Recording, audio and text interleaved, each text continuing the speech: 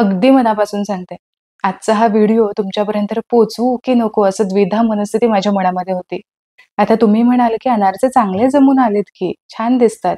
हो, अनारसे छान दिसतायत, मस्त जाळीदार सुद्धा झालेत आणि याचबरोबर छान खुसखुशीत सुद्धा झालेत. पण मग गणित कुठं चुकलं? आता खरं सांगू, यावर्षी ना तुमच्यापर्यंत अनारशाची रेसिपी पोहोचवायची असं काही माझा प्लॅन नव्हता. कारण गेल्या वर्षी सविस्तर रेसिपी मी तुमच्यासोबत शेअर केली होती. तीच मी कम्युनिटीवरती टाकून तुमच्यापर्यंत पुन्हा एकदा शेअर करणार होते. म्हणून मग यावर्षी आपण नको करूयात असं ठरलं होतं. पण आमच्या शेजारची मीनल, जिला आम्ही लाडाने मीनू म्हणतो, तिने भरपूर पीठ बनवून ठेवलं होतं आणि मॅडमचा अनारशाचा बेतच फसला. आता काय फसला, कसा फसला, हे मी तुम्हाला व्हिडिओच्या दरम्यान सांगणारच आहे. हा व्हिडिओ करायचा असं काही माझ्या मनात नव्हतं म्हणून मी रँडमली असंच ना शूट करून घेतलं आणि ठरवलं की जर रेसिपी माझ्या हातून सक्सेस झाली तर मी तुमच्यापर्यंत पोहोचवेल. पण मग सुरुवातीपासून तर अगदी शेवटपर्यंत असा व्हिडिओ नाहीये बरं का माझ्याकडे. डायरेक्ट इथे पीठ आहे. आता हे पीठ तिने कसं बनवलं ते सांगते. सविस्तर, अगदी सविस्तर मी तिच्याकडून सगळं काढून घेतलं. तिला विचारलं, की "तांदूळ तू किती घेतलास?" तर ती म्हणाली, की "मी तांदूळ 1 किलो घेतलाय आणि रेशनचा तांदूळ घेतलाय." ठीक आहे. रेशनचा तांदूळ अनारशासाठी चालतो. आता दुसरी गोष्ट गूळ तू किती वापरलास? तर ती म्हणाली, "मी पाऊण किलो गूळ वापरला." ठीक आहे. 700-750 ग्रॅमपर्यंत आपल्याला गूळही चालतो. छान गोडसर असे अनारसे होतील. गूळही अगदी व्यवस्थित घेतला. मग आता प्रॉब्लेम कुठे येतो? तर हे पीठ तिने असं पिशवीमध्ये भरून आणलं होतं आणि तेच मी हे एका वाडग्यामध्ये काढून घेतलं आणि म्हटलं बघूयात काय करता येतंय का ह्याचं. तर आता तिला मी हे विचारलं, की "तू तांदूळ किती वेळ सुकवलास?" तर ती म्हणाली, की "मी तांदूळ फॅनच्या हवेखाली 2 ते 2.5 तास सुकवला." "आणि गूळ कुठला वापरलास?" तर गूळ तिने वापरला होता सेंद्रिय गूळ जो असतो ना, थोडासा नारंगी पिवळसर असा दिसतो आणि फोडल्यानंतर तो कडक असतो. तिने नेहमीप्रमाणेच प्रोसेस केली. म्हणजे काय केलं, की तांदूळ आधी सुकवून घेतले, यानंतर तिने मिक्सरलाच दळून घेतले, चाळून घेतले आणि यामध्ये किसलेला गूळ मिक्स केला. पण काही केल्या तिचं ते जे मिश्रण आहे, ते एकजीव होईना, छान असा घट्ट गोळा होईना, असं भुरभुरीतच तिचं मिश्रण राहत होतं. मग यामध्ये चुका कुठे झाल्या असतील बरं हिच्या? पहिली गोष्ट तर तांदूळ इतका वेळ सुकवायचा नाही. तांदूळ आपल्याला कमीत कमी 20 मिनिट आणि जास्तीत जास्त फक्त 30 मिनिटांसाठी तेही फॅनच्या हवेखाली सुकवायचं नाही किंवा उन्हामध्ये सुद्धा सुकवायचं नाही. हे झालं तांदळाचं.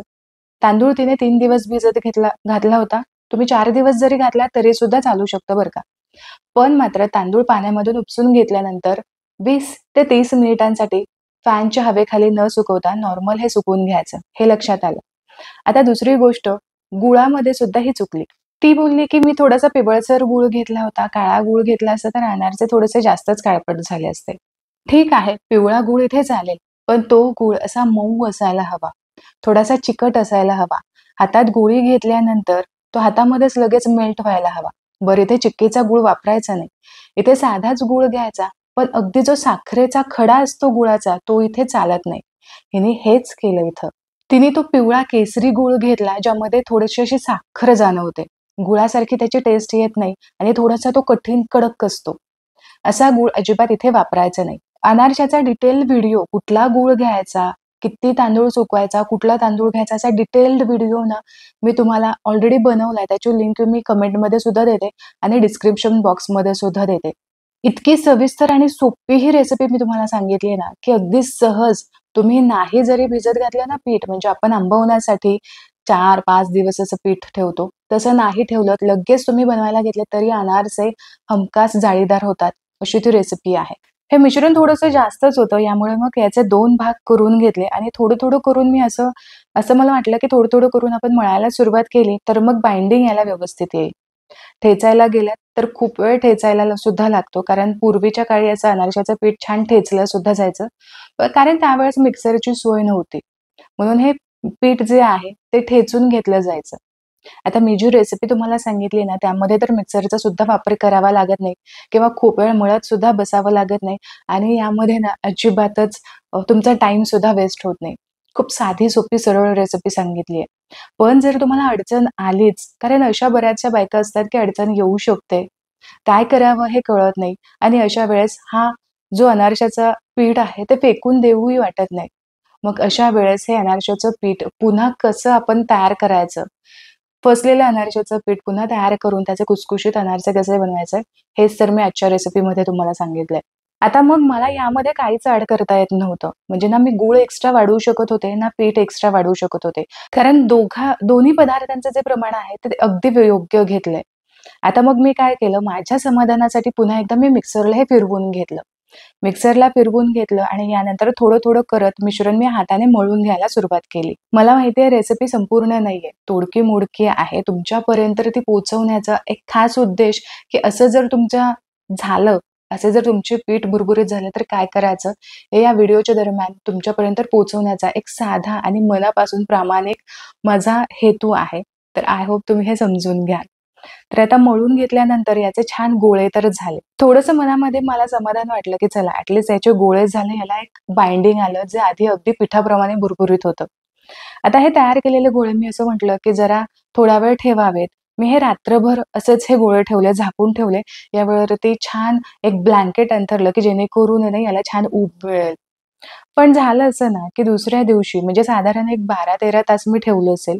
दुसऱ्या दिवशी पुन्हा हे पीठ मी पाहिलं, तर हे आहे असंच होतं. हे मिश्रण थोडंसं वितळायला हवं होतं, मॉइश्चर जमा व्हायला हवी होती, तर असं काहीच झालं नाही. हे गोळे आहे असेच होते. मग मी ठरवलं, की हे गोळे थोडेसे मळून घेऊयात. आता आपण काय करतो, की नॉर्मली आपण हे 4-5 दिवस आंबवण्यासाठी ठेवतो आणि यानंतर छान ठेचून घेतो. मग याला बाइंडिंग छान येतं. पण इथं असं होतच नव्हतं. मिक्सरमध्ये जरी फिरवून घेतलं तरी सुद्धा मिक्सरला लोड येत होता. पण मात्र हे मिश्रण व्यवस्थित पुन्हा होत नव्हतं. मग काय केलं, हे जे 2 गोळे मी घेतले म्हटलं खूपच अगदी वेस्ट घालवण्यापेक्षा, सगळंच एकदम करण्यापेक्षा थोडंसंच घेऊयात आणि हे मिश्रण थोडंसं घेऊन आपण ह्याचेच अनारसे बनवूयात. तर हे 2 उंडे असे चांगले मोकळे मी करून घेतले. यामध्ये कुठेही मला ना गुळाचे खडे दिसत नव्हते. म्हणजे गूळ अगदी व्यवस्थित यामध्ये मिक्स झालेला आहे. पण गूळ जो घ्यायला हवा होता तोच इथं घेतला नाही. यामुळेच हे मिश्रण अगदी भुरभुरीत झालं. आता यामध्ये मी प्रयोग सुरू केले.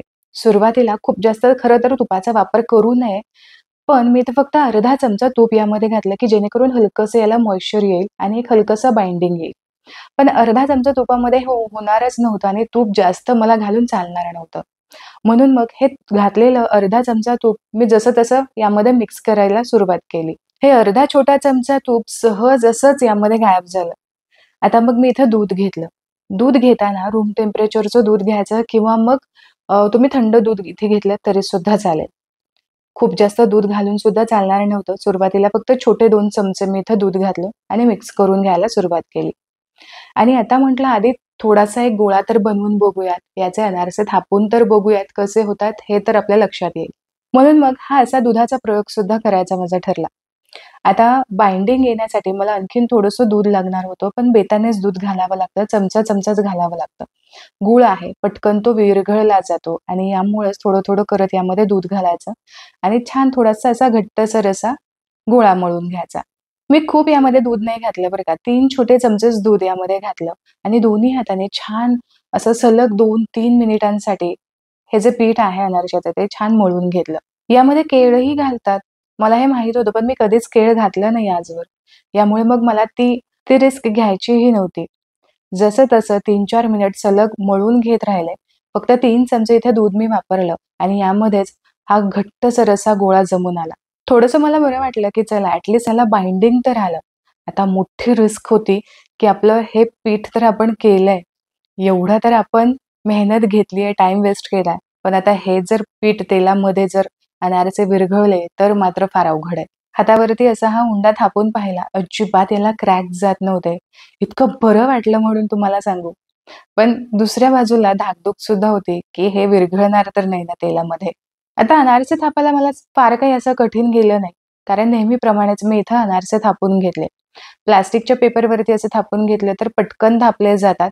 वरच्या साईडला थोडंसं तेल लावून घेतलं आणि हाताने असं थापून घेतले, की सहज असे आपल्याला काढून घेता येतात आणि याचबरोबर जे आपण खसखस याला लावली आहे ना, ती अजिबात वरच्या साईडला सुद्धा चिकटत नाही. हवा तितका पातळ अनारसा करता येतो, हवा तितका जाड सुद्धा ठेवता येतो. भाकरीपेक्षा थोडंसं पातळ अनारसा मी थापून घेतलं आणि इथे तुम्ही बघू शकता अगदी सहज असा यावरचा कागद सुद्धा निघतो आणि हातावरती सुद्धा अगदी सहज घेता येतं. म्हणजे जेव्हा तुम्ही अनारसे करताल त्यावेळेस सुद्धा तुम्हाला हे पटकन असं करता येईल. अनारसे तळताना थोडीशी खोलगट आणि अशी छोटीच कढई घ्यायची. कारण एका वेळेस फक्त आपण एकच अनारसे तळून घेऊ शकतो किंवा मग खुलगट तवा तुम्ही इथे घेऊ शकता. मध्यम आचेवरती मध्यम असं तेल मी गरम करून घेतलं. अनारशाची खसखसची साईड मी खाली सोडली आणि आता तुम्ही इथे बघू शकता. आपोआप यावरती जाळी सुटायला सुरुवात झाली. यावरती अशा पद्धतीने तेल घालायचं, अगदी सावकाश घालायचं, कारण जो अनारसा असतो तेलामध्ये घातल्यानंतर खूप तो नाजूक होतो. मस्त जाळी यायला सुरुवात झाली, पण मला जसा हवा आहे तसा अनारसा इथे वाटतच नाहीये. अनारसा इथे तळून झाला, यावरती छान जाळी सुद्धा आलीये. चला, एक तर झालं की हे अनारसे तेलामध्ये विरघळत नाहीये. म्हणून मग आनंद जो होता तो गगनात मावत नव्हता. ॲट अनारसे आपण करू शकतोय. म्हणजे जाळी सुद्धा छान पडतेय आणि याचबरोबर अनारसे सुद्धा होतायत, तेलात अजिबात विरघळत नाहीये. पण मग जो पहिला अनारसा होता तो थोडासा फसलाच जातो, कारण तो मी पातळ थोडासा थापून घेतला होता. मग नेक्स्ट टाईम मी थोडासा जाडसर, अगदी भाकरीप्रमाणे मी जाडसर ठेवला आणि आता हा कसा होतोय ते सुद्धा बघू. अनारसे तेलामध्ये घातल्यानंतर छान आपोआपच याला जाळी पडत होती. त्यामुळे एक्स्ट्रा वरून लगेचच तेल घालायची सुद्धा मला गरज पडत नव्हती. अनारसे जाळीदार झाले होते. चला म्हटलं, केलेल्या मेहनतीचं थोडं तरी फळ मिळालं. मग जेवढे पीठ मी मळवून ठेवलं होतं, त्या सगळ्याचे अनारसे केले. अनारसे तळत असताना एक गोष्ट लक्षात घ्या. अनारसे तळत असताना खूप जास्त सुद्धा कढईभर तेल घ्यायचं नाही. अगदी असं पाव कढई भरेल इतपतच तेल घ्यायचं आणि अनारसे लो टू मीडियम फ्लेमवरतीच तळून घ्यायचे. म्हणजे मग एकसारखे तळले जातात. रंगही पटकन धरत नाही. आतमध्ये पर्यंत व्यवस्थित तळले की मग जाळीसुद्धा छान येते. थोडे अनारसे तेलामध्ये सेट झाले की वरती असं तेल घालायचं, म्हणजे वरच्या साईडने सुद्धा व्यवस्थित तळले जातात. अनारसे उलट-पलट करत तळत नाहीत. एकाच साईडने तळले जातात. म्हणून मग अशा पद्धतीने तेल घालावं लागतं. चला, हा दुसरा अनारसा सुद्धा अगदी परफेक्ट असा तळून झालेला आहे. यावरती सुद्धा छान जाळी आली आहे. यामधलं जे एक्स्ट्रा तेल आहे ते निथळून घ्यायचं आणि एका चाळणीवरती ठेवायचं, खाली डिश ठेवायची. म्हणजे मग एक्सेस जे तेल आहे ते सुद्धा निथळलं जातं. आता तुम्हाला कॉन्फिडन्स आला असेल, की जरी पीठ खूप भुरभुरीत झालं, तरी सुद्धा काय करायचं हे तुमच्या लक्षात आलं असेल. अनारसे अजिबात तेलामध्ये विरघळले नाही. एकही अनारसा फसला नाही. सगळे अनारसे कसे छान खुसखुशीत झाले आणि सोबतच जाळीदार सुद्धा झाले. नकळत का होईना, यावर्षी सुद्धा तुमच्यापर्यंत अनारशाची रेसिपी पोहोचली गेली आणि सविस्तर मी तुम्हाला सांगितली आहे.